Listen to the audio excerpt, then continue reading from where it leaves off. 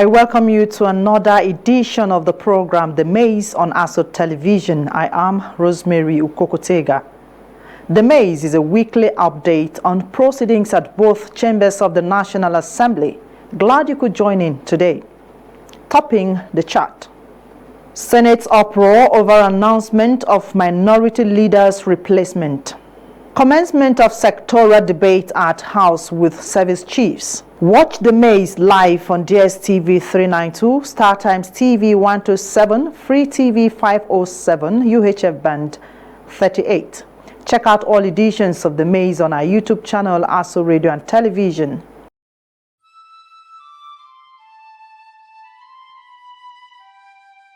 We are a nation blessed with people of diverse cultures, religions, languages, and opinions. It is ironic that we are now being ripped apart by our greatest strength, our diversity. We have allowed intolerance, insensitivity, bigotry, and nepotism to blind our vision of the greatness we can achieve working together as one. We may not have the same culture, nor religion, nor language, but we all belong to the same nation by the divine will of God. We did not choose to be Nigerians. Nigeria chose us. This nation is our divine heritage, and if we open our eyes, we would realize that what divides us pales in comparison to what unites us. And by the comparison and conciliation of our differences, we will grow until our differences disappear.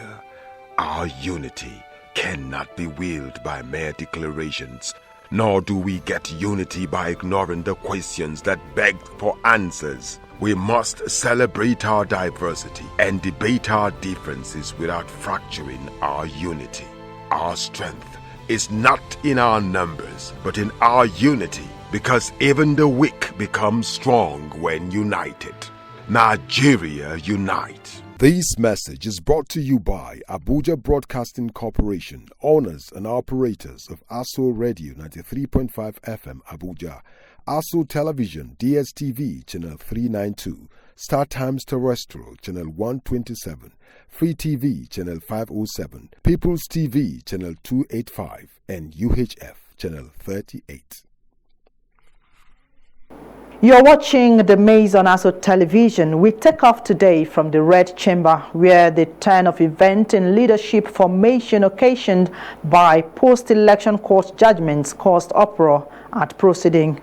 Well, it's no longer news. The sacking of a good number of lawmakers at both chambers of the National Assembly by judgment of the Supreme Court. This had since seen the swearing in of new lawmakers and replacement of principal officers. At resumed plenary sitting for the week, hell was let loose when President of the Senate, Senator Godswill Akpabio, announced the senator representing Benue South, Senator Abba Moro, as the minority leader, replacing sacked former Senator Simon Wankwon representing Plateau North, and Senator Osita Ungu Enugu West as the minority whip, replacing sacked Senator Darlington Wokocha Abia Central. Worthy of note here, though, both the sacked and new minority leaders are of the main opposition's People's Democratic Party, PDP. Notwithstanding, the senator representing Anambra North Senatorial Zone, Senator Tony Nwoye, threw all cautions to the wind and vocalized his objection the best way he could. He had supporters too, so you know. No need to bore you with words description of the incident. Let's have it as it was on the floor. Here. Signatories here saying that they have a temporary replacement for the minority leader of the Senate. And this is a resolution of the minorities in favor of Senator Abba Moro. And having seen that he has about 41 signatories to his credit, minority leader of the Senate. And therefore I have the privilege to announce that the same Senator Abba Moro will move forward as the minority leader of the Senate. Nicholas. Abamoro, please take your seat.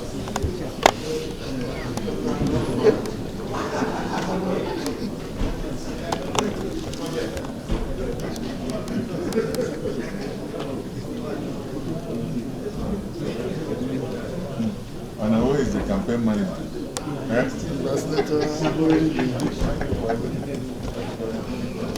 Thank you, sir. Distinguished colleagues, I also have another document signed by the minority leaders, majority of whom, about 30 of them have also signed, nominating Senator Sudango as the Senate Minority Whip. Therefore, it's my privilege to announce that they have a temporary replacement of Senator Ositambu as the Senate Minority Whip. That's not what we decided. That's not what we decided. It's me, Senator Ositambu. Okay. Please take your seat as the Minority Whip. Yeah. In this Senate, and PDP will take 3 of these. The next party is Labour Party with 7 senators, and we get nothing. That is unfair, that is unjust, that is inequitable, and is against the spirit of the Nigerian Constitution. Thank you, Mr. President. Let me first rule on his point of order. If you were talking about the APC, I'm sure they would have been fair, they would have been equitable.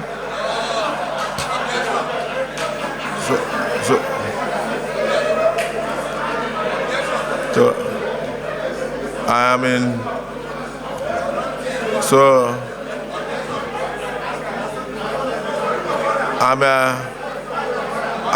I'm in total sympathy with Labour Party. I'm in total sympathy with the minority parties, SDP, and I think they have other parties. So if this is, because I'm dealing with documents in my front, I have majority out of the total majority, not just ordinary majority. So that is PDP for you. So your point of order is noted. Yeah, Leader of the Senate. How can celebrants choose minority for us every time? Are we your slaves? Are we your slaves? Are we your slaves? The way you are elected was the way you were elected. Are we your slaves? How else you can suspend me here? Are we your slaves? Every time you keep on picking leadership for us. We are not your slaves. Whether you like it or not, the way you are elected was the way we are elected. We are not your slaves. The way you are elected was the way we are elected. How else you can suspend me? You have done your worst, Mr. President. What do you mean by that? You have done your worst. You have done your worst. You have put us to the wall.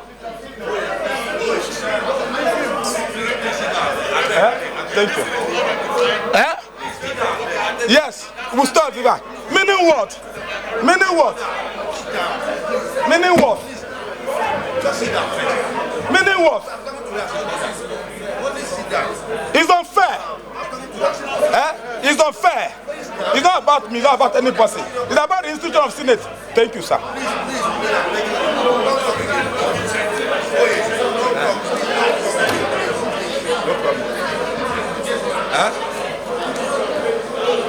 Meaning what? Every time people feel it, tomorrow they want to contest election. They want to win us. He's putting us. So I told you that they will run the court. He brings over the fees, it's part of them. Give a couple, give a couple, give a couple. He's not that important. Give a couple to. Not about them. Give him. Let's go see him. Let's go see him. The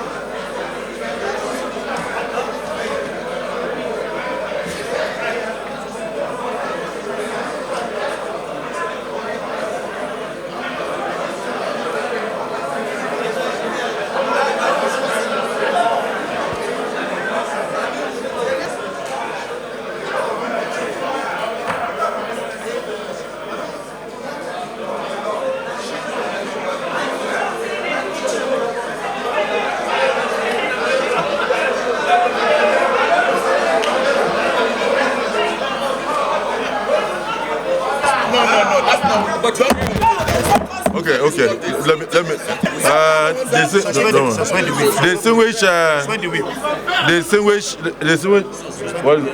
Distinguished colleagues. Another one. Distinguished colleagues. The Senate will always listen to opinions of members and our colleagues. We will always be sensitive to it. At the same time, please, next time you bring anything to us to announce, make sure that you have put your house in order. Make sure you have put your house in order. The Senate President can only work with evidence before him. In my front, if you have Abga, a very distinguished senator, Abaribe, very ranked in everywhere. His name is not here. You have Senator Alero, a very distinguished and ranked senator. His name is not here.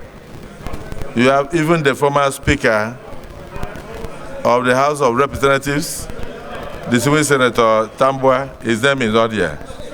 But I've been given two papers. We have distinguished Senator Dixon. We have distinguished Senator Lau. We have distinguished Senator Kwashiki. Even though he's of the SDP, his name is not here. We also have distinguished Senator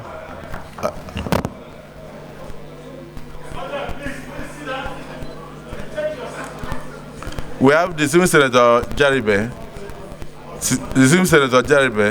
a ranking senator. His name is not here. But taking cognizance of the number of senators in the minority caucus, you need to know that all you need to produce a leader is majority. If you are like 48 or 49 and 30 people have signed for one person, what is the magic that you say it should not be announced?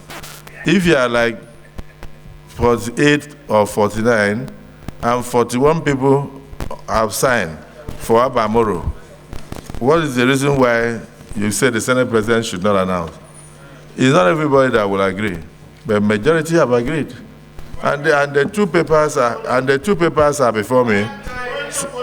Please let me finish now. Let me finish. The student senator, is that Maidugi? Is that Maidugi? No, I didn't call you. I just wanted to recognize you. So I don't, Senator Warada. Senator Warada, I didn't call you, but I wanted to recognize you. Senator Williams, I wanted to recognize you. So I will listen to points of order, but I want you to bear something in mind. In my front, I have two papers. Majority of the senators, I believe some are still signing, because not all of you have signed for Senator Abamoro, but he already has the majority.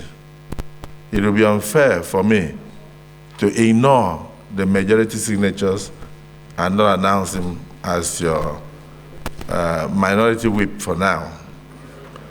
At the same time, a minority leader, it will also be unfair for me to see somebody who has majority, and what he actually needs will be like maybe 24 or 25 senators, and he has up to 30, and then I will not announce it. So it doesn't matter your personal reservations. I just want to plead with my colleagues to understand that my job here is not to take individual opinions or to work on the basis of what is convenient to you, but to work on the basis of truth. So this issue of minority leader or minority whip is for now rested until you produce an alternative paper in future. President, distinguished colleagues, it says, personal explanation. By the indulgence of the Senate and the leave of the President of the Senate, a senator will make a personal explanation, although there will be no question before the Senate, but no controversial matter may be brought forward nor may debate arise upon explanation. The terms of the proposed statement shall be submitted in detail to the President of the Senate when his leave to make it is sought. Mr. President, we had a meeting this morning of all the minority caucus, and we resolved that distinguished Senator Abba Moro should be the leader of the minority caucus of the 10th Senate. On the issue of minority whip, we had two candidates that are interested, and it was decided that in view of the disagreement between them, we resolve to meet at a later date to decide on who should be the minority whip. And I have been mandated as the leader of the caucus to come and submit the list of signatures or the list of senators rather, that signed for Senator Abba Moro. But I have not been mandated to submit the names of senators that signed for Osita. So, and I advise very strongly that in order not to cause division within the rank and file of the minority caucus, you stay action on the announcement of the minority. Yes, let me. Your point of order is noted. Leader, let me sit down. Well, this is we are like a court, so we have our rules. Leader, please open to rule 52. 52.6.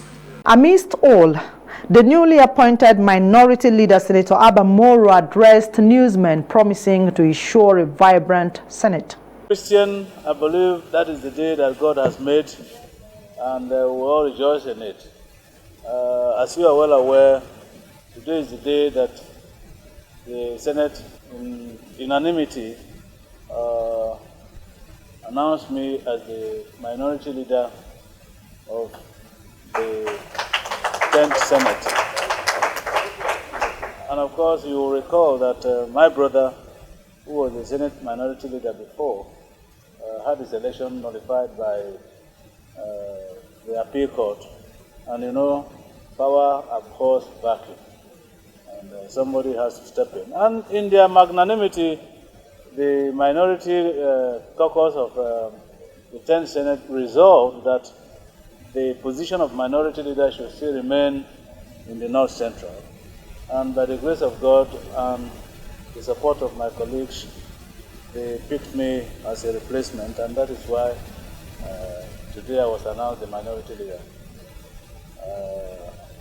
Interestingly, I'm from a minority community in Benue State. And so I was telling somebody that there is power in minority after all. Let me say that in democracies, and especially in parliament, you agree to disagree, you disagree to agree.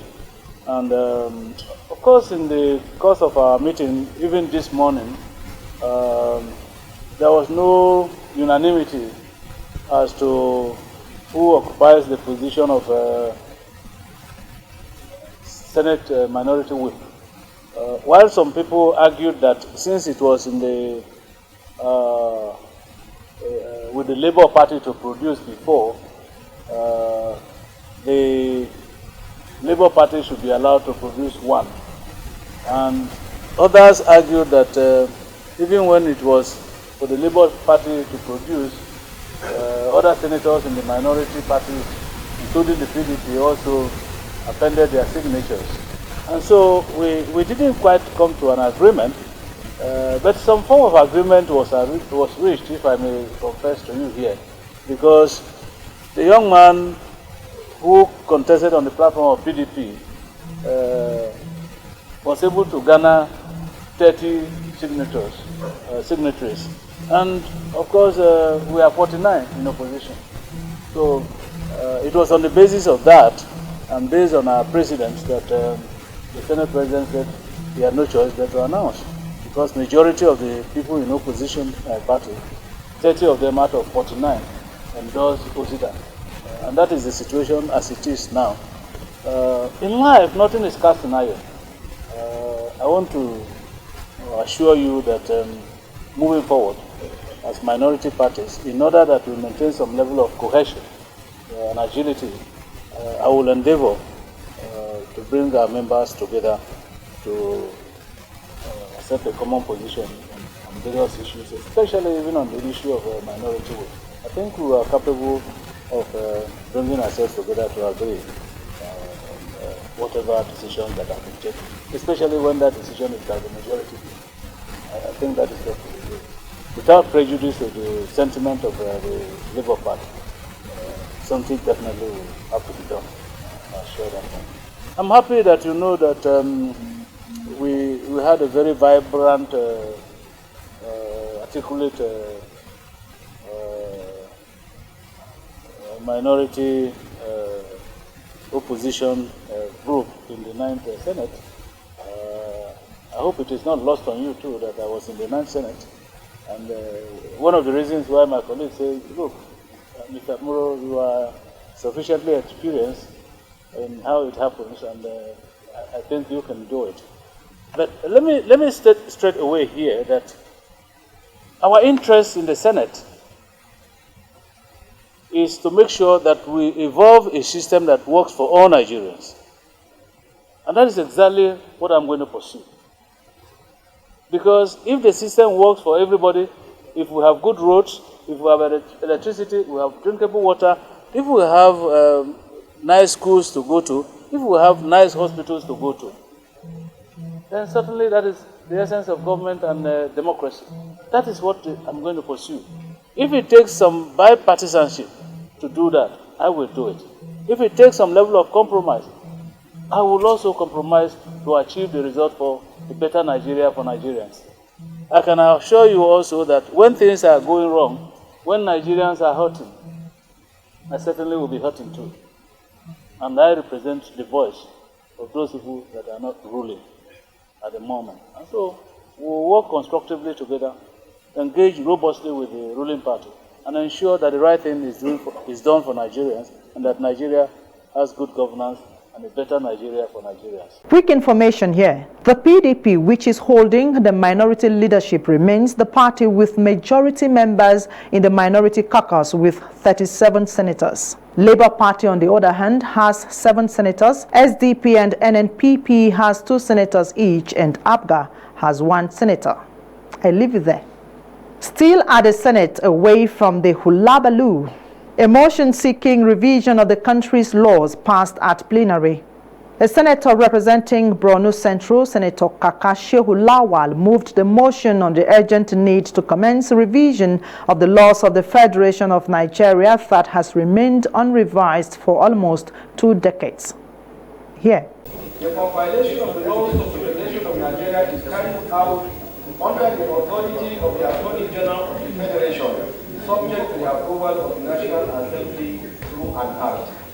Informed that the last and extant compilation of the laws of the Federation of Nigeria was in 2004, which reckoned with all statutes existing in the Federation as of 31st December 2002. Further informed that the laws of the Federation of Nigeria 2004 was subsequently approved by the National Assembly through the revised edition Laws of the Federation of Nigeria Act 2007, which repealed the revised edition Laws of the Federation of Nigeria Act 1990.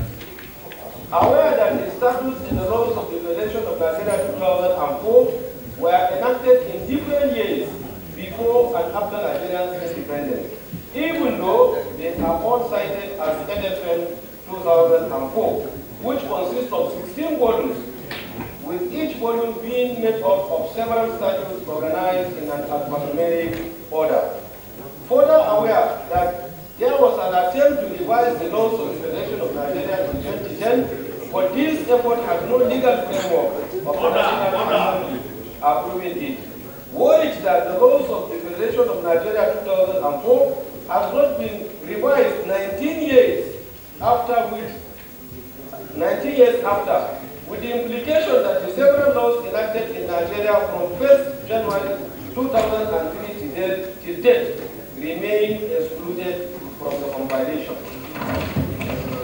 Further worried that the continued non-revision of the laws of Federation of Nigeria 2004 has not only left many statutes out of the compilation, but also retained many repealed statutes with the attendant confusions and other negative impacts. Concerned that the non-compilation of the several federal statutes leads to doubt of knowledge of many existing laws on the part of Nigerians, especially students, lecturers, researchers, lawyers, legislators, and judges, amongst others. Convinced that revision of the laws of the Federation of Nigeria 2004 is long overdue, as such will be in the interest of democratic governance in Nigeria to commence the revision process without further delay. The result, the Senate is called to resolve. 1. Urge the Senate to mandate its Committee on Judiciary, Human Rights and Legal Matters to immediately interface with the Office of the Attorney General of the Federation to initiate the process of revising the laws of the Federation of Nigeria 2004, and urge the Senate to give further directives as deemed expedient and appropriate in the circumstances. Mr. President, distinguished colleagues, I so present and move accordingly. Thank you, sir. With the kind permission of Mr. President, may I make some adumbrations to the point that have been canvassed by the mover of this motion. Through this intervention, it would be easier for us to publicize the gamut of our laws to Nigerians. Within this context, I'm fully in support of this motion, given the nature of our society, that it continues to evolve. And as society evolves, there needs to have some adjustment. This will deepen the tissue of our jurisprudence. So this motion is good, not just for law, it's also good for our jurisprudence. But the larger significance is that through this intervention, it becomes easier to have access to justice. We must have access to justice for us to enjoy our democracy. And we must also ensure that our people know the content of our laws. Viewed from this backdrop, I support this motion. It is well-timed, and truly, it will enrich our law and jurisprudence. Thank you. Prayer 1. Mandate the Committee on Judiciary, Human Rights and Legal Matters to immediately interfere with the Office of the Attorney General of the Federation to initiate the process of revisiting the laws of the Federation of Nigeria 2004. Those who are in support of this prayer want to say aye. Those against say nay. The ayes have it. Prayer 2. Give such further directives as deemed expedient and appropriate in the circumstances. Those who are in support of this prayer to say aye. Those against say nay. The ayes have it. Let me thank the Civil Senator Kaka for this motion, and also thank all our distinguished colleagues for their contributions. There is no doubt that we have different versions of the Nigerian laws on the streets of Abuja. Being so, we even have different parts of the Constitution, and sometimes even the subtitles are wrong. All sorts of people are just printing these things. Even most of the amendments that have been initiated in the Senate and passed and signed into Acts of Parliament by Mr. President are not reflected in some of the things that they are selling on the road. So it will be good for us to revisit and put these things together for the benefit of Nigerians, and particularly their lordships in the last Judges Conference, ongoing Judges Conference. People pointed this out, that it's important that we do the necessary things, and then of course gazette them and then forward it to them, because sometimes the amendments are not reflected in the Acts of Parliament, and they have no ways of knowing. because these things are not forwarded to them. So I've discussed with the Bank of National Assembly that must be done. And so the top election of this is very important. So it's a very important bill, and I urge the Committee on the Judiciary, Human Rights, and other matters to work closely with the Office of the Attorney General to bring about the reform in our laws. Thank you.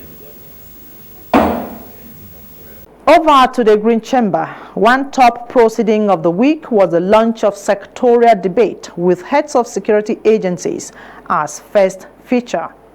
The legislators and all security heads had a one-on-one engagement on the state of security in the country. All service chiefs in their individual presentations acknowledged the enormity of the challenge, however assuring of readiness to continue the fight. Here is the session away from that of the closed door. Today marks a significant milestone in the implementation of our legislative agenda as we commence the sectoral debates of the 10th House of Representatives. This is the maiden edition of the debates, and I'm pleased we are commencing with the security sector. Our focus on security is immediately clear, given the unprecedented challenges of the past decade. Over the last few years, we have made significant progress in tackling insecurity through improved investment by the federal government and the gallantry and professionalism of our servicemen and women. I salute the courage of our armed forces and law enforcement personnel. We are going to have two phases of engagement. We will have engagement that we'll do openly, and then we'll have an engagement that will be done in executive session. Questions that cannot be answered in public, we will do it in executive session. We are not saying that we'll allow them to go scot-free without answering. But those that are too sensitive to be released here, an executive session will be conveyed where those questions will be asked and we expect them to answer. So your point of order is noted, and we will do that where we confirm that a certain question requires an executive session to be answered. Thank you, honorable colleagues. So as a follow-up, I'll give opportunity for the Chief of Army Staff, Chief of Naval Staff, Chief of Air Staff, and the Inspector General of Police to give us a little brief on what they are doing for the first 10 minutes each, and then before I'll come back to round up. With the permission of the Right Honorable Sir, I invite the Chief of Army Staff to take the first shot. Thank you very much, sir. Thank you. Chief of Army Staff, please, you start. We have 8 divisions, a Special Forces Command, multiple brigades, and several battalions. These formations and units of the Nigerian Army are deployed across the nation and pursuant to the constitutional provision, they are conducting operations and other activities to ensure that there is peace, stability, law and order across the country. We recognize that budgetary allocations have never been enough to address all the critical challenges of any navy, not only in Nigeria but all over the world. And that is why we propose this Maritime Security Trust Fund to enable the operators in this industry pay a little token of their profit dedicated to provision of platforms and other facilities for addressing oil theft. It will not only be channeled to the Nigerian Navy, but to all other agencies that are engaged in addressing oil theft and addressing other forms of illegalities in our maritime domain. This is one of the areas that we are requesting the Senate, the House of Reps to assist us. In furtherance of efforts of the armed forces to tackle these challenges, the Nigerian Air Force has continued to conduct independent and joint operations aimed at decimating these criminal elements. This has been achieved from January to November this year through 24,795 sorties, with over, again, 27,769 hours flown, while consuming 15,864,000 liters of Jet A1 aviation fuel. Training in the police is still inadequate. The welfare of personnel is nothing to write home about. Order, please. Order, please. Funding. Can we please take our seats, Honorable? Funding is critical to achieving the mandates of the Nigerian police. Unfortunately, the citizens are not interested in our excuses for underperformance.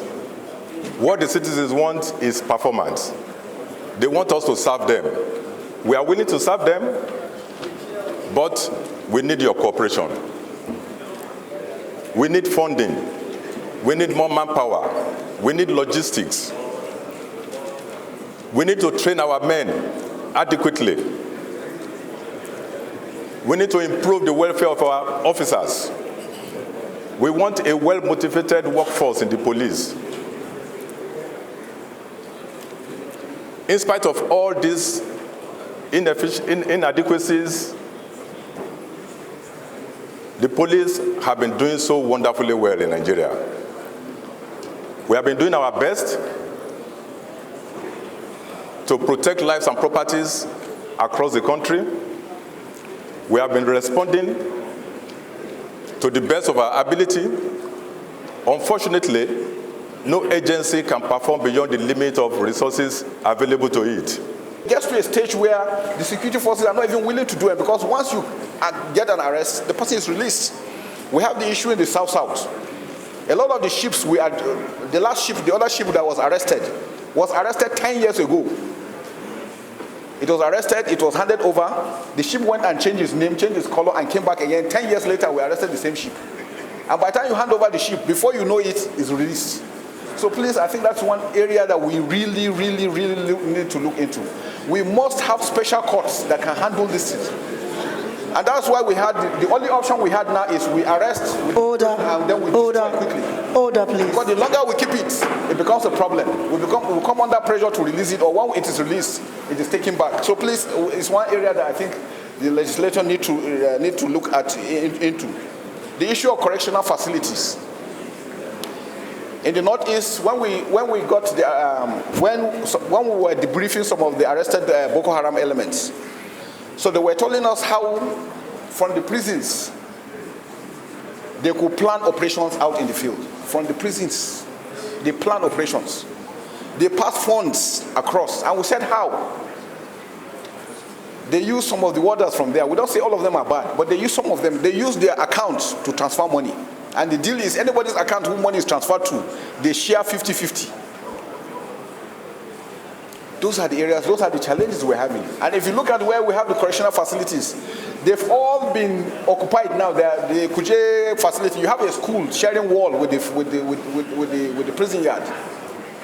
In Ibadan, the marketplace is where Agodi is where you pass to go to. So I think we need to really look at this as critical for us to have good control in these areas. Now, sir, one basic area we're looking at is this issue of the Southeast. Simon Ekpa. So this individual has become a menace to this country. Order. Samuel Ekpa has become a menace to this country. So the country must act on it diplomatically. Finland is having a free way, encouraging him to do what he's doing. By his utterances and his actions, he's affecting what is happening in Nigeria. We should never allow that, sir. So I think our foreign service need to step in to address such issues. It's either we invite the ambassador or somebody, they must explain why they are protecting him. And he's doing us more harm because by his utterances, a lot of people are being killed. We cannot sit back and just keep quiet. I think it's very, very important, sir. Then the aspect, lastly, is the issue of illegal mining. Most of the crises we're having, especially in North Central, Northwest, issue for mining. Gold is being mined. The states are not benefiting from these things. We must take contract actions. There must be legislation on these issues so that we can have control. Let the states take over and be able to control so that people can have the benefit of these minefields. On the general terms, I want to say thank you for this opportunity, sir. We're here to answer more questions. Thank you very much, sir. Thank you, Chief, for the elaborate briefing. Well, the sectoral debate is to continue with other agencies on other dates.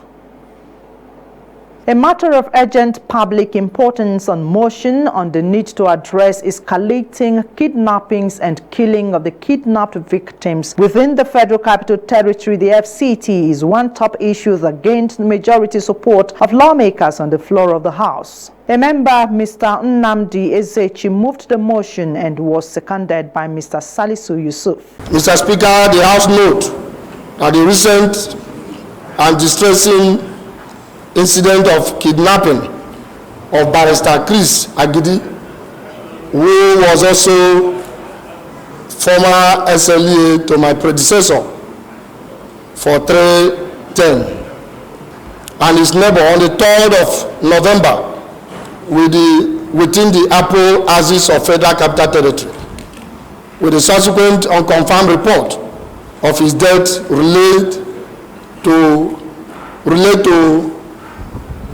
to the wife by the kidnappers. The House also notes the alarming increase in the frequency of kidnappings across country, posing a severe threat to safety and security of citizens. The House also further notes the significant concern that the FCT, being the seat of power and housing the headquarters of all security agencies, is facing such a critical security challenge. Concern about the potential ramifications of the escalating insecurity on the lives and well-being of citizens and the overall stability of the nation. Worried that the urgent and comprehensive measures are required to address the root causes of these security challenges and ensure the safety of residents in the FCT and the entire country. Also be aware the critical role played by security agencies, particularly the Inspector General of Police, Commissioner of Police FCT, and other relevant bodies in maintaining law and order. Aware of the need to immediate action to enhance security measures and curb the rising wave of kidnappings within FCT and the country. The House resolved to urge the Inspector General of Police, Commissioner of Police FCT, and other relevant security agencies to intensify efforts in ensuring that security of lives and property in the FCT and Nigeria at large is kept. Mandate the House Committee on FCT, National Security and Intelligence, and Police Affairs to collaboratively investigate and formulate effective strategies to resolve the security issue leading to the alarming cases of kidnapping within the aim of bringing them to barest minimum. Mr. Speaker, honorable colleagues, I so move. Mr. Speaker, I rise to second the motions ably moved by my dear brother and colleague. I so second. Thank you. Those against, you say nay. The ayes have it. The motion, as voted on and adopted, was referred to the House committees on the Federal Capital Territory, National Security and Intelligence, as well as that of Police Affairs. Another motion on need to suspend the increment of DSTV Go TV packages by the multi-choice group also received majority votes by lawmakers at the House. The motion is standing in the name of Mr. Omar Shehu Ajilo, seconded by Mr. Jafaru Leko. Another lawmaker, Mr. Gaza Wefi, proposed an amendment to the motion as on the floor. The House note that the incessant rise in the cost of living occasioned by the constant hike in price of goods and services, drilling the incomes and loss of small and medium businesses in the country. The Speaker also ordered that the exorbitant increase in the DSTV and GoTV package tariffs from 24,000 to 29,000 and from 16,000 to 19,000 for the premiums and Comfort Plus package, respectively, at this challenging period. Mr. Speaker, further note that they exacerbate the sufferings of Nigerians given the increasing pressure on households' budget, rising costs of basics living, essentials, income, stagnations, and others. Mr. Speaker, worries that these unacceptable and arbitrary increments by the multi-choice Nigerians represented the second price hikes within the last 6 months, and the first one is 1st of May 2023, and the second one is 6th of November 2023, coming amid the prevailing economic hardship and excruciating poverty in the country. Mr. Speaker, the House resolved that urge the Federal Ministry of Communications and Digital Economy to intervene, halt, and reverse the increments in DSTV and GoTV tariff by the multi-choice groups, and also mandate the Committee on Communications to interface with the multi-choice group to address the regiment increase in tariff. Mr. Speaker, my dear colleagues, I so move. Thank you.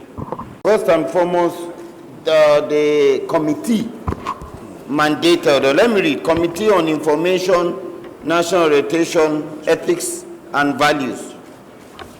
The committee's jurisdiction shall cover subsection M, oversight of the Nigerian Broadcasting Commission. This particular establishment is under the purview of the Nigerian Broadcasting Commission. Thereby, it's supposed to be the Committee on Information and National Orientation to oversight it. That's number one. Number two, Mr. Speaker, honorable colleagues, Mnet or MultiChoice are a private company, thereby subject to market forces. So my correction would be amendment rather, to urge the Nigerian Broadcasting Commission to dialogue with regards reversing the increase in DSTV/GoTV tariffs by multi-choice group. So these are my two amendments. I so move. My senior colleague, Honorable Gaza, I so amend. Those in support of this amendment should say aye. Those against should say nay. The ayes have it. Honorable Sada, you have another amendment. Speaker, this company is making an attempt to suffocate their customers. I could remember over the years, from 6th Assembly to date, there is no assembly that has not brought the issue of DSTV and their vicious incremental services on Nigerians. And then the position of the House always prevails. This time around, Mr. Speaker, under this condition, I know I'm a subscriber of DSTV. They did not improve their infrastructure. They did not improve their services. They did not review their remuneration to Nigerian staff that are serving them. But over the night, we will wake up, you find how they are suffocating the customers. I think the Consumer Protection Agency of this country should get involved and regulate them properly. Why? What are the reasons for them coming up with this increment without even bringing it to the public forum? Because they are a responsible organization operating under the laws of this country, and therefore they must be responsive to how the economy of Nigerians, how they are feeling. I think our appeal to them is they should not attempt to suffocate Nigerians. This is not what they do in Tanzania. This is not what they do in Kenya. This is not what they do in South Africa. We follow their franchisee in these countries. So I think they must not take Nigerians for granted and just overnight. Order. Still at the House, lawmakers queried non-remittance of revenues generated through the Remitter platform. This was through a motion by Mr. Jeremiah Umaru and Mr. Jafaru Gambo on call to investigate revenue leakages and non-remittance of revenues generated through the remitter platform. Here. The House notes that Nigeria is not experiencing an expenditure issue, but rather a revenue issue. Also note that Remitter is a software financial service platform owned by System Specs, which is a private company in charge of managing government revenues. It has served as a gateway for the Treasury single account of the federal government since 2012, though fully adopted in 2015 and used in the collection of government revenues over the years. Aware that over 8.7 trillion naira had been processed through the platform before the deployment of the software. The Nigerian government had over 15,000 bank accounts operated by ministries, departments, and agencies. The proliferation of accounts has moved from deposit money banks to Central Bank of Nigeria, allowing MDAs to create multiple sub-accounts, thereby negating the TSA policy of the federal government. Cognizant that the TSA system has created a cashless economy, transparency, and effective tracking of cash assets with attendant accountability, it has not indeed fully blocked leakages and abuses of the proliferation of CBN sub-accounts. Also aware that 1% of the fund collected is charged as commission for making use of the platform and share amongst System Specs, deposit money banks, and Central Bank of Nigeria in the ratio of 50, 40, and 10, respectively. This is alarming and unacceptable. Worried that despite the benefit and reasons for onboarding the remitter platform, the rate of revenue leakages is worrisome, apart from non-compliance substantively with standard operating procedures and other allied service level agreements signed by parties.